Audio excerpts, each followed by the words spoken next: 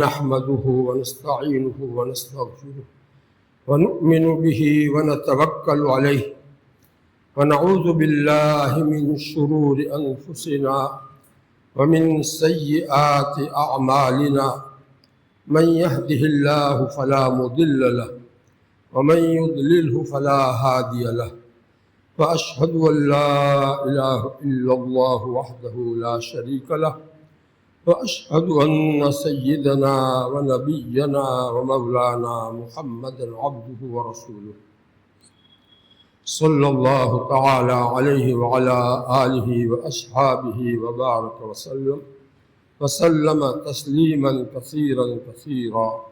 أما بعد فأعوذ بالله من الشيطان الرجيم. بسم الله الرحمن الرحيم. قل إني أمرت أن أعبد الله مخلصا له ديني. وقال رسول الله صلى الله عليه وسلم إنما الأعمال بالنيات وإنما لكل امرئ ما نوى فمن كانت هجرته إلى الله ورسوله فهجرته إلى الله ورسوله ومن كانت هجرته إلى دنيا يصيبها أو امرأة ينكحها فهو لما هاجر إليه.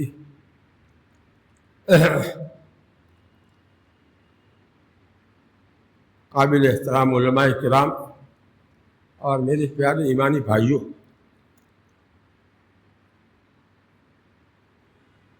ہم جو کچھ بھی نیک اعمال کرتے ہیں وہ نیک کب کہلائیں گے؟ اللہ تعالیٰ کے نزدیک نیک کب کہلائیں گے؟ نماز پڑھنا نیک عمل ہے، روزہ رکھنا نیک عمل ہے، حج کرنا نیک عمل ہے، زکوٰۃ دینا نیک عمل ہے، اچھے اخلاق سے پیش آنا اچھا نیک عمل ہے۔ بہت سے نیک عمل ہم کرتے ہیں، تلاوت کرتے ہیں، ذکر کرتے ہیں، دعائیں تسبیحات پڑھتے ہیں، وہ سب نیک اعمال ہے، لیکن وہ نیک اعمال اللہ تعالیٰ کے ہاں کب کہلائیں گے؟ قیامت کے دن اللہ تعالیٰ ان کو نیک عمل کب قرار دیں گے؟ اس کا معیار کیا ہوگا؟ اس کے لیے دو معیار ہیں۔ ایک تو یہ کہ وہ عمل ہمارے نبی صلی اللہ علیہ وسلم کی تعلیم کے مطابق، ان کے عمل کے مطابق، سنت کے مطابق وہ عمل کیا ہوگا۔ دوسرا یہ کہ اس میں نیت صرف اللہ کو راضی رکھنے کی ہوگی۔ اس میں یہ اصل ہے، نیت صحیح کرنا یہ زیادہ اہم ہے۔ وہ بھی اہم ہے لیکن دونوں میں بہت زیادہ فرق میں بتانا چاہتا ہوں کہ یہ دل کا عمل ہے۔ نیت کو درست کرنا یہ کس کا عمل ہے؟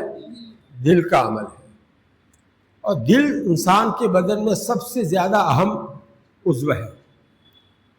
اس کے اندر ایمان داخل ہوتا ہے، اس کے اندر اچھے اخلاق، اچھے صفات ہوتے ہیں، ایمان کو کامل کرنے والی صفات اس میں ہوتی ہے۔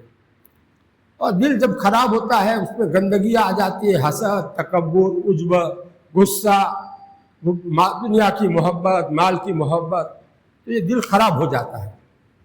ایسا خراب ہو جاتا ہے کہ اس کے اندر جو ایمان ہے وہ بھی خراب ہو جاتا ہے۔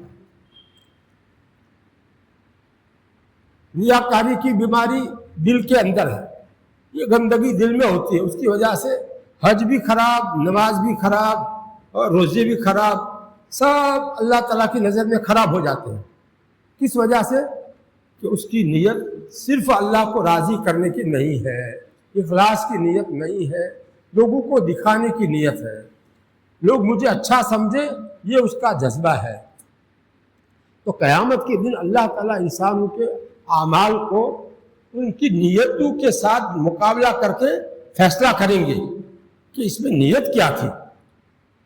عمل تو کیا تھا اچھا، سنت کے مطابق عمل کیا تھا، لیکن اس کے اندر نیت کیا تھی؟ صرف اللہ کو راضی کرنے کی تھی یا اس کے ساتھ ساتھ کوئی دوسری نیت بھی ملی ہوئی تھی؟ اگر دو نیتیں ہوگی کہ اللہ تعالیٰ راضی ہو جاوے اور بندے بھی میری عزت کرے، مجھے نیک سمجھے، تو یہ اخلاص کے خلاف ہے. اس کو اخلاص نہیں کہیں گے، خالص کرنا اس کو نہیں کہیں گے. اخلاص کے بغیر کوئی عمل قبول نہیں ہوگا، یہ بات طے ہے، پکی بات ہے. اللہ للہ الدین الخالص.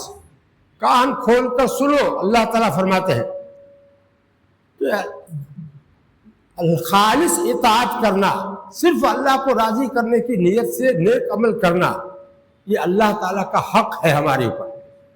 اللہ للہ الدین الخالص. سن لو اچھی طرح سے کان کھول کر. اللہ تعالیٰ فرما رہے ہیں کہ اللہ تعالیٰ کی اطاعت خالص ہوگی، اس کو راضی کرنے کی نیت سے ہوگی. وہ اطاعت، وہ نیک عمل صرف اللہ کو راضی کرنے ہی کی نیت سے ہوگا، اس میں دوسری اور کوئی نیت ملی ہوئی نہیں ہوگی. تو وہ اللہ تعالیٰ اس کو قبول کر کے اس کا ثواب عطا فرمائیں گے، بہت بڑا ثواب عطا. اور اگر یہ نیت نہیں ہے تو وہ عمل نیک تھا لیکن اللہ تعالیٰ کے وہاں رد ہو جائے گا. یہ تو میرے لیے تو کیا ہی نہیں، اس کے ساتھ دوسری نیت شامل کر لی، جس کی نظر میں اچھا بننے کے لیے کی ہے، جاؤ اس کے پاس سے بدلہ لے لو، ہمارے پاس اس کا بدلہ نہیں. کیوں تم نے ہمارے ساتھ دوسرے کو شریک کر دیا تھا؟ نیت میں ملاوٹ کیوں کر دی تھی؟ تو دل کی نیت جو ہے اس کے اوپر سارا دار و مدار ہے پورے دین کا، سارے نیک اعمال کا، چاہے اخلاق ہو، معاملات ہو، معاشرت ہو، آپس میں رہن سہن، اپنے ماں باپ کے حقوق ادا کرنا ہو، اپنے اولاد کا حق ادا کرنا، بیوی کا، بچوں کا، شوہر کا حق ادا کرنا، ساری چیزوں میں نیت صرف اللہ کا حکم پورا کرنے کی ہونی چاہیے کہ اللہ تعالیٰ کے غصے سے ہم بچ جاویں اور اس کی رحمت کی ہم مستحق بن جاویں. اس لیے یہ عمل کرتے ہیں، ان کا حکم ہے اور سنت کے مطابق یہ عمل ہم اس لیے کر رہے ہیں تاکہ اللہ تعالیٰ ہم سے خوش ہو جائے اور اس کے غصے سے ہم بچ جاویں. ایسا جذبہ اندر ہوگا تو ہی وہ عمل اللہ تعالیٰ کو ہاں قبول ہوگا اور نیک عمل کہلائے گا، ورنہ وہ عمل نیک نہیں کہلائے گا. دیکھو دو چیزیں ہیں ریاکاری میں. ایک تو یہ ہے کہ اس نیک عمل کو کرنے میں خالص اپنے واہ واہ کہلانا ہی اس کا مقصد تھا، لوگوں سے تعریف کروانا ہی مقصد تھا، اس کے ساتھ اللہ کی رضا کا مقصد ہی نہیں تھا. تو یہ تو اتنی بھاری ریاکاری ہے کہ اس کو حدیث میں شرک اصغر، چھوٹا شرک کہا ہے، پوشیدہ شرک کہا ہے.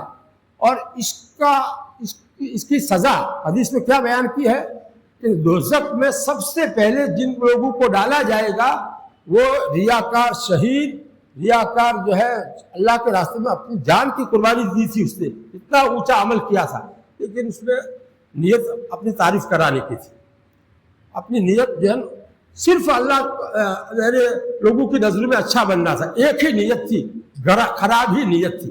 تو اس خراب نیت کی وجہ سے اتنا اونچا عمل جو ہے اس کے کام کیا آئے گا، بلکہ سب سے پہلے دوزخ میں اس کو ڈالا جائے گا. جن 3 آدمیوں کو ڈالا جائے گا اس میں یہ اللہ کے راستے میں جان دینے والا اور بہت بڑا مالدار جو بہت زیادہ سخاوت کرتا تھا لیکن اپنے دل کی نیت صحیح نہیں کرتا تھا، دل کی نیت صرف لوگوں میں اپنی تعریف کرانا تھا. اس کی وجہ سے وہ سب سے پہلے اس کو دوزخ میں اللہ تعالیٰ ڈالیں گے. چوروں سے پہلے، ڈاکوؤں سے پہلے، زناکاروں سے پہلے اس کو دوزخ میں اللہ تعالیٰ ڈالیں گے. تو میں نے تو تجھ کو ایسے نیک عمل کی توفیق دی تھی اور تو نے اپنی نیت کو صحیح نہیں کیا، اپنے دل کی خرابی کو دور نہیں کیا اور اس کی وجہ سے تو نے میری توفیق دیے ہوئے نیک عمل کو، اونچے عمل کو خراب کر دیا. اس کی سزا یہ کہ سب سے پہلے لوگ دیکھیں اور تجھ کو دوزخ میں اونچے منہ ڈالا جائے.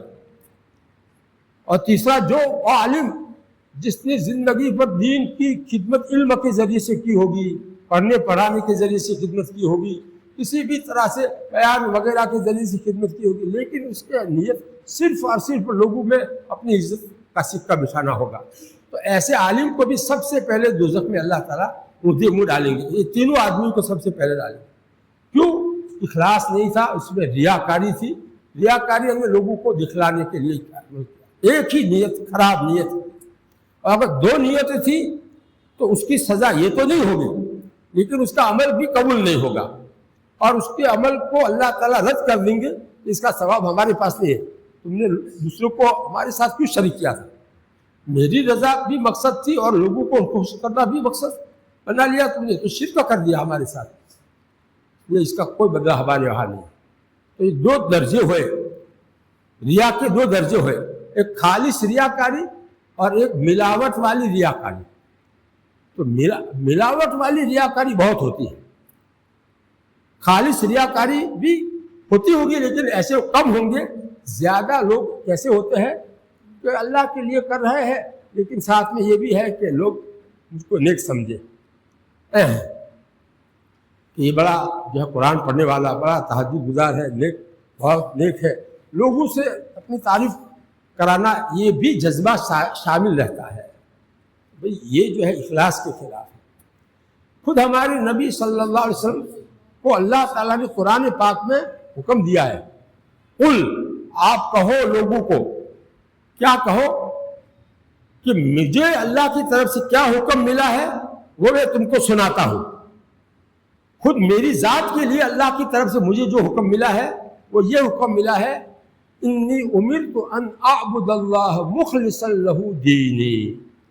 इसी तरह आयत है ना कि मुझे ये हुक्म दिया गया है अल्लाह की तरफ से कि मैं अल्लाह के लिए अपने इताअत को खालिस करके इबादत करूं, अल्लाह की बंदगी करूं, अल्लाह का कहना मानूं, अल्लाह के हुक्म पर चलूं, जो भी अल्लाह का हुक्म हो उसको मैं पूरा करूं, तो उसमें खालिस अल्लाह ही को राजी करने की नीयत हो, दूसरी मिलावट इसमें जरा भी न हो। कुल इन्नी उमिरतु, अल्लाह ताला अपने हबीब को, सैयदुल अंबिया को ये हुक्म दे रहे हैं और उस हुक्म का इजहार करने के लिए, ऐलान करने के लिए कह रहे हैं, लोगों को कहो कि मुझे ऐसा हुक्म मिला है तो तुमको तो ये हुक्म बतरीके औला होगा, तो मुझे ऐसा हुक्म है तो तुम्हारे लिए तो तुम उम्मत ही हो, तुम्हारे लिए तो बतरीके औला ये हुक्म होगा कि जो भी इबादत और जो भी नेक काम करो, जो भी अच्छा काम करो, तो उसमें सिर्फ अल्लाह को राजी करने की नीयत रखो। अपने दिल को टटोलो, मैं क्यों कर रहा हूं, क्या मकसद है मेरा इस अमल के।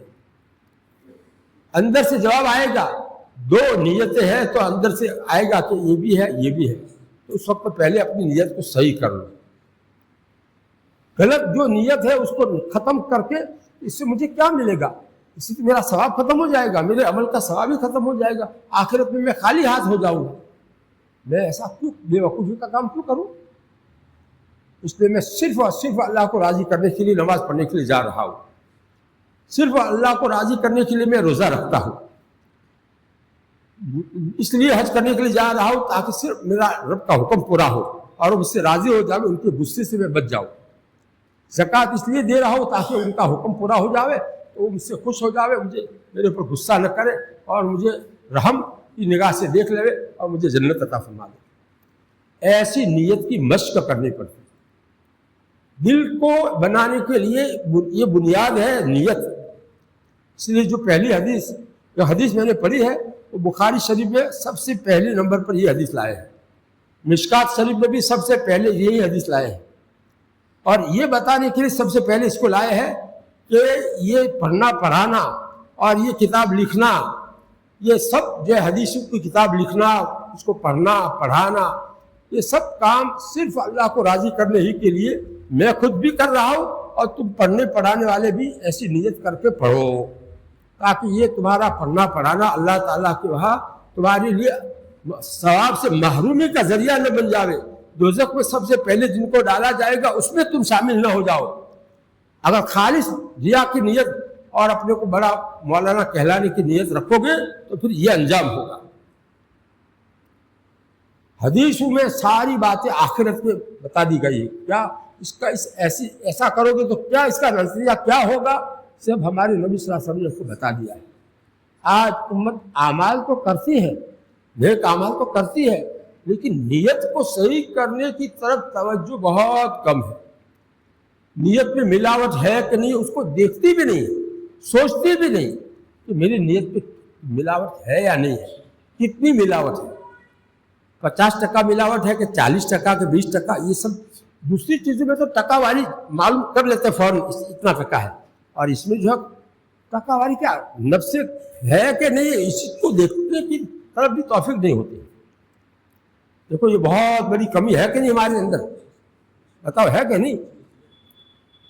یہاں بیٹھنے کے بعد اور کوئی مضمون ذہن میں نہیں آ رہا تھا، تو میں نے مسنون خطبہ پڑھا، مسنون خطبے کے الفاظ کی برکت سے اللہ تعالیٰ نے یہ مضمون دل میں ڈالا کہ اخلاص کی سب کو ضرورت ہے، اور دعوت و تبلیغ میں 5واں نمبر جو اخلاص کا رکھا گیا وہ اسی لیے رکھا گیا ہے۔ اور یہ بخاری شریف اور مشکات شریف جیسی حدیث کی بہت اونچی جو کتابیں ہیں، اس کے اندر سب سے پہلے یہ جو ہے حدیث النیہ، نیت کے بارے، نیت صحیح کرنے کے بارے میں جو حدیث لایا، اس کا نام ہی حدیث النیہ ہے۔ اس میں اخلاص کی اہمیت بتائی گئی ہے۔ اس کا ترجمہ میں آپ کو سناتا ہوں۔ اللہ کے نبی صلی اللہ علیہ وسلم فرماتے ہیں انما الاعمال بالنیات۔ اس کا ترجمہ کیا ہے؟ جتنے بھی نیک اعمال ہیں ان کو قیامت کے دن نیت کے ساتھ ملا کر کے دیکھا جائے گا۔ اللہ تعالیٰ حساب جب لیں گے تو اس کے ساتھ اس کی نیت کیا تھی وہ دیکھیں گے، اس کے ذریعے سے فیصلہ کریں گے۔ اگر اس کی نیت خالص ریاکاری کی تھی تو سب سے پہلے دوزخ میں ان کو ڈالو، اگر ملاوٹ والی نیت تھی تو اس کا ثواب ہمارے پاس نہیں، جاؤ جس کے کچھ کرنے کے لیے کیا تھا ان سے پاس جاؤ، ان سے ثواب لے لو۔ اور اگر خالص ہم کو راضی کرنے ہی کی نیت سے کیا تھا تو اس کا ثواب ہمارے پاس ہے، ہم تم کو اپنے شان کے مطابق اس کا ثواب دیں گے۔ یہ 3 درجے ہو گئے، اخلاص اور ریا کے 2 درجے۔ یہ ریا کے دونوں درجوں سے دل کو پاک کرنا ہے، اور اخلاص کی مشق کرنی ہے۔ اخلاص کی مشق کہاں ہوگی؟ یا گھر بیٹھے ہو جائے گی؟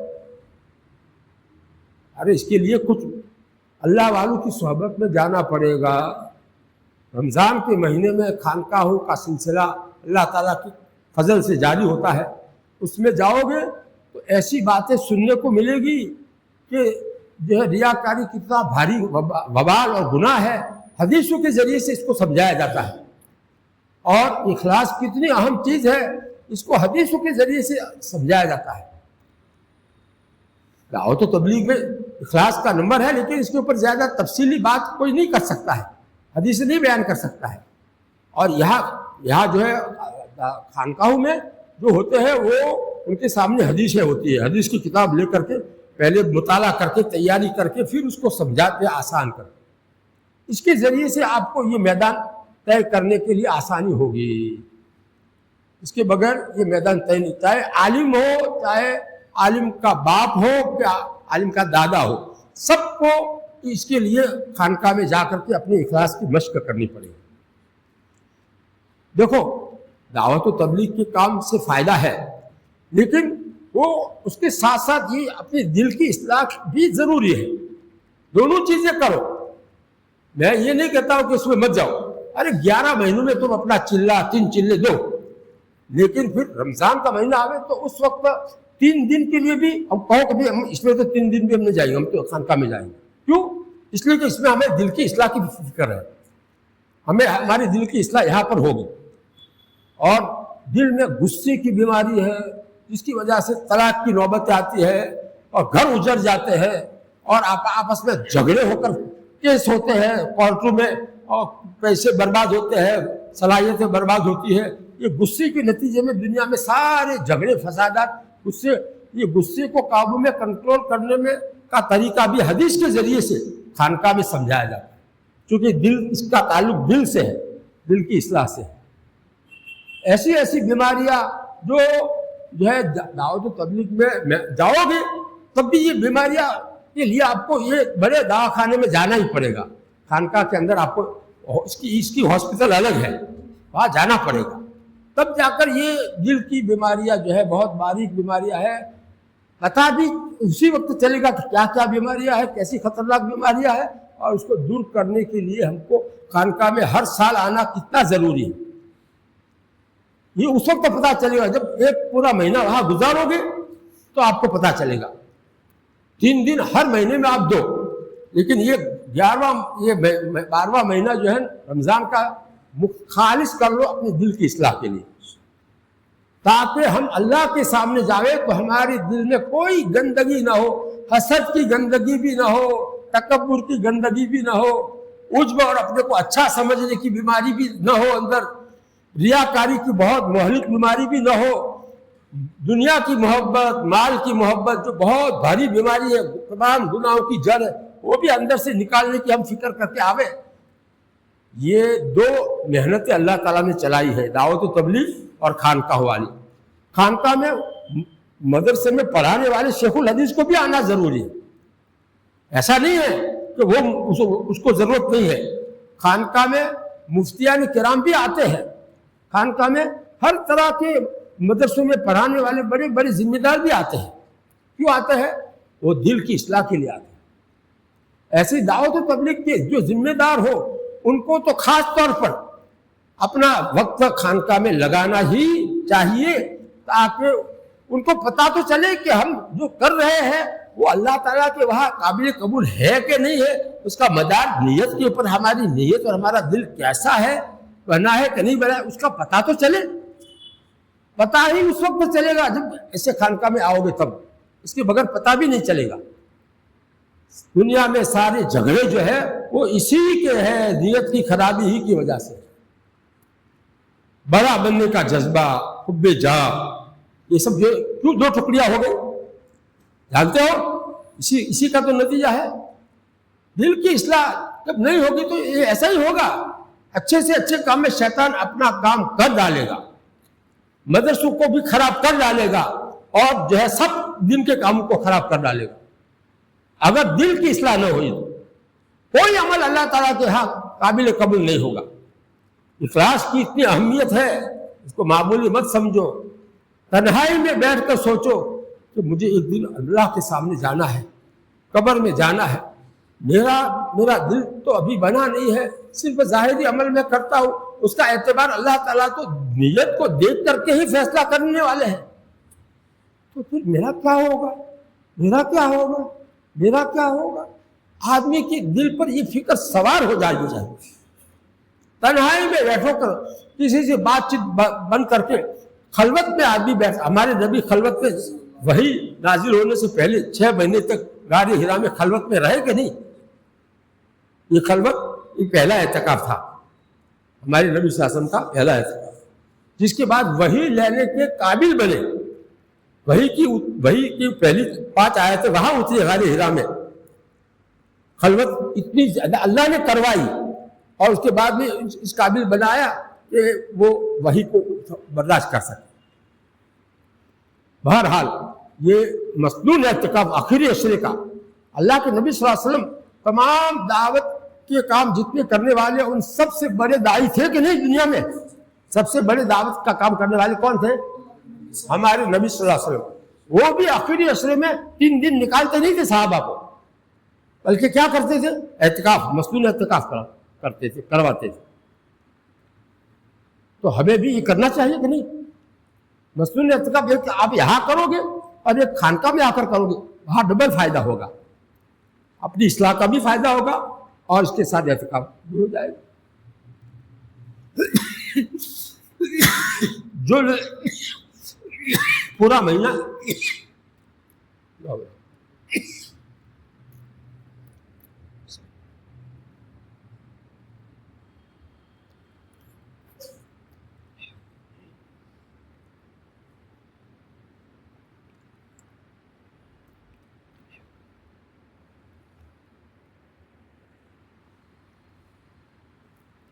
جو لوگ کسی وجہ سے، کسی عذر کی، بہت بھاری عذر کی وجہ سے پورا مہینہ اگر نہ آ سکے تو کم سے کم آخری عشرہ تو خانقاہ میں ضرور آنا چاہیے۔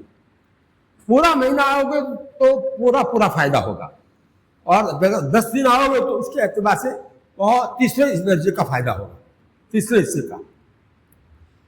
یہ دن کی اپنے دل کو بنانا، یہ ایسی اہم ذمہ داری اللہ تعالیٰ نے ہمارے اوپر ڈالی ہے، اس کے لیے 1 مہینہ کافی نہیں ہے۔ 1 مہینہ کافی نہیں۔ ہم نے ہمارے شیخ حضرت جلال آبادی حضرت تھانوی رحمۃ اللہ علیہ کے بڑے خلیفہ تھے، ان جلال آباد میں ان کی خانقاہ تھی. وہاں اس سے پہلے ہم نے جماعت میں 7 چلے لگائے تھے. اس وقت علماء کے لیے سال نہیں ہوتا تھا، 7 چلے ہوتے تھے، وہ لگائے تھے. لیکن ہم نے سوچا کہ ابھی تک ہماری دل کے اندر بیماریاں ہیں اور وہ ختم نہیں ہوئی ہے، اس کے لیے کسی اللہ والے کی خانقاہ میں جاوے تو پتہ چلے کہ ہماری بیماریاں وہاں دور ہوتی ہے کہ نہیں ہوتی. تو وہاں جانے کے بعد ہم کو پتہ چلا کہ ہاں بیماریوں کی اصلاح تو یہاں ہوتی ہے. تو وہاں ہم 18 رمضان ہم نے وہاں گزارے. ایک رمضان نہیں، کتنے 18 رمضان گزارے. 18 سال گیا ایک رمضان کر کے، تو کتنا ہوا؟ 1.5 سال ہوا کہ نہیں. اور اس کے علاوہ کبھی بقرعید کی چھٹی میں بھی چلے گئے، کبھی ششمائی کی چھٹی میں چلے گئے. لیکن اس کے باوجود بھی اتنا سارا وہاں وقت گزارنے کے باوجود بھی ہم یہ سمجھ رہے تھے کہ ابھی ہماری دل کی اصلاح پوری ہوئی نہیں ہے. اس لیے حضرت کے انتقال کے بعد ہم نے دوسرا شیخ تجویز کیا کہ ان کے ذریعے سے ہماری اصلاح مکمل ہو جائے اور ہمارا دل صحیح بن جائے. پھر انہوں نے ہم کو یہ ذمہ داری سونپی خانقاہ کی. جب یہ ذمہ داری اسی سال سونپنے کے باوجود بھی کئی سال تک ان کے وہاں رمضان گزارتے رہے کنتھاریا خانقاہ میں. جب کئی سال رمضان گزارنے کے بعد بھی جو ہے لوگوں کی طرف سے تقاضا آیا کہ ہمارے یہاں ان کو بھیجو. ہاں تو حضرت نے بھیجا، تب ہم دوسری جگہ گئے. ایسے نہیں گئے، حضرت کے حکم سے گئے. اس لیے بھائی یہ معمولی دل کی اصلاح کا کام معمول مت سمجھو. سارا کیا کرا ہوا بیکار ہو جائے گا. آپ کتنی ہی سخاوت کرو، کتنی ہی نمازیں پڑھو، لیکن اگر اخلاص نہیں ہے، ملاوٹ والی ریاکاری ہے تو بیکار ہے، بیکار ہے، بیکار ہے. اس کو اچھی طرح سے اپنے دل میں اتار لو. اور اس کے لیے جو ہے کسی اللہ والے سے اصلاحی تعلق رکھنا. بیعت ہونا کافی نہیں ہے. بعض لوگ بیعت ہو جانے کو کافی سمجھتے ہیں. بیعت ہونے سے اصلاح نہیں ہو جاتی. اس کے بعد باقاعدہ اصلاحی تعلق رکھنا پڑتا ہے. اپنے دل کی بیماریوں کو ان کو بتا کر کے وہ اس کی اصلاح کے لیے جو طریقہ بتاوے اس طریقے پر عمل کرنا پڑتا ہے. اور لگاتار کئی سال تک عمل کرنے کے بعد یہ دل بنتا ہے. یہ خانقاہ کا خلاصہ میں نے بتایا. اللہ تعالیٰ دیکھو یہ ایک کتاب ہے گجراتی میں، اس کا نام ہے دل کی اصلاح کا آسان نسخہ. اس کا نام کیا ہے؟ دل کی اصلاح کا آسان نسخہ. یعنی دل کی اصلاح کرنے کے لیے اس میں آسان انداز میں یہ ساری باتیں ہیں جو میں نے ابھی تھوڑی سی باتیں بیان کی. اور بھی دوسری باتوں کی جو ضرورت ہے وہ ساری باتیں اس کے اندر ہے. اور یہ کتاب جو ہے یہاں مل جائے گی آپ کو. مولانا آپ لائے، اچھا، ہاں، واہ واہ جی واہ، واہ جی واہ. تو مولانا مفتی امتیاز صاحب یہاں کے جو ہے ان کے حوالے کرتے ہیں، تو آپ ان سے حاصل کر کے اس کو اندر دیکھ کر ایک ایک بات کو، ایک ایک مضمون کو، بس غصے کی برائی اور اس کا علاج، یہ عنوان ہے. اس کو آپ ایک مرتبہ نہیں 3 مرتبہ پڑھو. حسد کی برائی اور اس کا علاج، اس کو ایک مرتبہ نہیں 3 مرتبہ پڑھو تو اچھی طرح سمجھ میں آئے گی بات. پھر اپنے اندر دیکھو کہ میرے اندر یہ بیماری ہے کہ نہیں، بات بات پر غصہ آ جاتا ہے کہ نہیں، اور حسد میں دوسرے کے اوپر حسد کرتا ہوں یا نہیں کرتا ہوں، تو وہ کتنا بھاری گناہ ہے، اور اس کو دور کرنے کا طریقہ اس میں کیا بتایا ہے، اس طریقے کے مطابق عمل کرو. آہستہ آہستہ آپ کو بھی سوچے گا کہ مجھے اپنے دل کی اصلاح کرنے میں کچھ پوچھنے کی ضرورت ہے. یہ سمجھ میں آئے گا. تو پوچھنے کی جب ضرورت ہو تو فون سے بھی آپ پوچھ سکتے ہیں، اور رمضان کے مہینے میں خانقاہ میں آپ رہ کر کے بھی زبانی پوچھ سکتے ہیں، اپنے دل کے حالات بتا کر کے اپنی اصلاح کی باتیں معلوم کر سکتے ہیں. تو ابھی تو یہ کتاب جو ہے گجراتی میں کچھ زیادہ مقدار میں لائے ہیں اور مفتی امتیاز صاحب کو حوالے کرتے ہیں. آپ میں سے جو بھی اس کو حاصل کرنا چاہے ان کے پاس سے حاصل کر کے، اور پھر بھی زیادہ اگر لوگ اس کے ہو تو اس کو چھپا سکتے ہیں یا وہاں سے منگا سکتے ہیں. مانگرول میں مدرسے میں زیادہ مقدار میں چھپی ہے، وہاں سے منگا سکتے ہیں. یہاں سے سب جاتی تو اور اچھا ہے. بہرحال یہ میں نے مختصر بات کہی. اللہ تعالیٰ ان باتوں پر عمل کرنے کی توفیق عطا فرمائے. زیادہ لمبی بات نہیں کرنی ہے مجھے، بس یہ بات کافی ہے. اب ایک بات اور بتاتا ہوں کہ عام طور پر ایسا ہوتا ہے کہ جب بیان پورا ہوتا ہے تو سارے لوگ مسافر کے لیے آگے آتے ہیں اور ایک دم سب جمع ہو جاتے ہیں۔ تو دیکھو یہ کسی حدیث میں نہیں آیا ہے کہ بیان کے بعد مصافحہ کرنا سنت ہے۔ پہلی بات تو یہ سمجھو، بیان کے بعد مصافحہ کرنا سنت ہے، ایسا کسی حدیث میں ہم نے نہیں پڑھا ہے۔ اس لیے اس کو زیادہ اہمیت مت دو، سلام کو زیادہ اہمیت دو۔ اللہ کے نبی صلی اللہ علیہ وسلم نے سلام کو زیادہ اہمیت دی ہے، سلام کی بہت تاکید فرمائی ہے، بہت تاکید فرمائی۔ اس کی وجہ سے ایمان کامل ہوگا، اس کی وجہ سے آپس میں محبت پیدا ہوگی، اس کی وجہ سے جو ہے بہت زیادہ اللہ تعالیٰ سے آدمی قریب ہو جائے گا، تکبر سے پاک ہو جائے گا۔ ایسے ایسے فائدے بتائے ہیں سلام میں۔ برکت کا نسخہ ہے، گھر میں جاؤ کر سلام کرو گے تو گھر میں برکت ملے گی، بہت سارے فائدے قرآن و حدیث میں بیان کیے گئے ہیں۔ تو سلام کو آپ لوگ زیادہ اہمیت سمجھو، اور میں سلام کرتا ہوں آپ لوگ اس کا جواب دے دو، یہ اتنا عمل کافی ہے۔ مصافحہ کرنا جو ہے موقع ہو تو کر لینے کی۔ اب ہمارا کیا حال ہے وہ ہم جانتے ہیں، ہم کو جو ہے رات کو دن کو پوری نیند نہ ملے تو ہمارا کیا حال ہوتا ہوگا وہ تو ہم جانتے ہیں۔ اس لیے ہمارے اوپر رحم کرو، اور مصافحہ سے ہم معذور ہیں ایسا سمجھ کر کے ہم کو جانے دو۔ ہم کو کل سفر کرنا ہے لمبا، اور اس کے لیے رات کو ہمیں جلدی سونا بھی ہے اور صبح میں جلدی اٹھنا بھی ہے۔ جلدی اٹھنا یہ صبح تہجد کے لیے اٹھنے کے لیے جلدی اٹھنا چاہیے کہ نہیں؟ تو جو ہے تو یہ سب کچھ ہم کو کرنے کے ساتھ، یہ اتنے بیانات جو ہے کرنے کے ساتھ ساتھ یہ بھی کرنا ہے، چاہے پیٹ صاف ہو نہ ہو، کوئی بھی تکلیف ہو، سب برداشت کر کے یہ کرنا ہے ہم کو۔ تو پھر ایسے موقع پہ یہ مسافر کے لیے ہم کو کائے کو تکلیف دیتے ہو؟ کسی بزرگ کو اللہ والے کو تکلیف مت دو۔ میں اللہ والا تو نہیں ہوں، لیکن اللہ والے آتے رہتے آپ کے یہاں، تو ان کو جو آپ مسافر کی تکلیف مت دینا، سمجھے؟ اور ان پر رحم کرنا، خاص کر کے معذور ہو، جو بعض بزرگ ایسے معذور ہوتے ہیں، وہ ان کو کیا تقاضا ہوتا ہے، آپ گھیر کر کے مسافر چھوڑتے نہیں ہیں، یہ کوئی معقول بات ہے؟ بعض مرتبہ آدمی کے دونوں ہاتھ مشغول ہے، ایک ہاتھ میں لکڑی ہے، ایک ہاتھ دوسرے کے ہاتھ سے پکڑا ہوا ہے، تو سامنے آدمی آ کے ہاتھ لمبا کرتا ہے، سلام تو کرتا ہی نہیں اور ہاتھ لمبا کر دیتا ہے، الجھن میں ڈال دیتا ہے۔ ارے میں دونوں ہاتھ مشغول ہے، میں معذور ہوں، میں ایک ہاتھ سے مسافر کیسے کروں، کیسے چھوڑوں اس کو؟ نہیں سمجھتے ہیں۔ اتنی نادانی کے ساتھ میں مسافر میں آگے بڑھ گئے ہیں، غلو کر رکھا ہے لوگوں نے۔ یہ غلو کو ختم کرو، سلام کو زیادہ اہمیت دو، جو ملے اس کو سلام کرو، جو ملے اس کو سلام کرو، تمہارا ایمان اس سے بڑھ جائے گا، ایمان مضبوط ہوگا، محبت آپس میں پیدا ہوگی۔ محبت کا نسخہ ہے یہ، ایمان کو کامل کرنے کا نسخہ ہے، اس کو معمولی مت سمجھو۔ گھر میں سلام کے بغیر اندر مت گھسو، اپنے گھر میں اپنی بیوی ہو، اپنے ماں ہو، جو بھی ہو، پہلے سلام کرو پھر گھر میں جاؤ، راستے میں جو ملے اس کو سلام کرو۔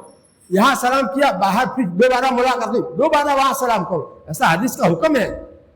سلام کو اہمیت نہیں دی ہے امت نے، اور مسافر کو زیادہ اہمیت دے دی ہے، الٹا کر رکھا ہے۔ اس لیے میں جو ہے صاف صاف لوگوں کو کھری کھری باتیں کیا کر کے، چاہے خراب لگے کسی کو یا اچھی لگے، میں تو صحیح صحیح بات قرآن اور حدیث کی بات سناؤں گا، اور جو ہے اصلاح کروں گا اچھی طرح سے۔ اس کے بغیر جو ہے امت سدھرتی نہیں ہے۔ صرف جو ہے فضائل سے جو ہے آدمی سدھرتا نہیں ہے، اس کے ساتھ رذائل کو بھی بتانا پڑتا ہے، کیا کیا رذائل ہمارے اندر ہے اور رذائل کو نکالنا کتنا ضروری ہے، اس کو تو بتاتا ہی نہیں کوئی۔ کیسے جو ہے اس کی اصلاح تو، اسی لیے میں نے کہا کہ خانقاہ میں آؤ تو پتہ چلے گا کہ کیا کیا بیماری ہے۔ اللہ تعالی ہم سب کو اس کی توفیق عطا فرمائے۔ اب میں سلام کرتا ہوں، آپ اس کا جواب دو۔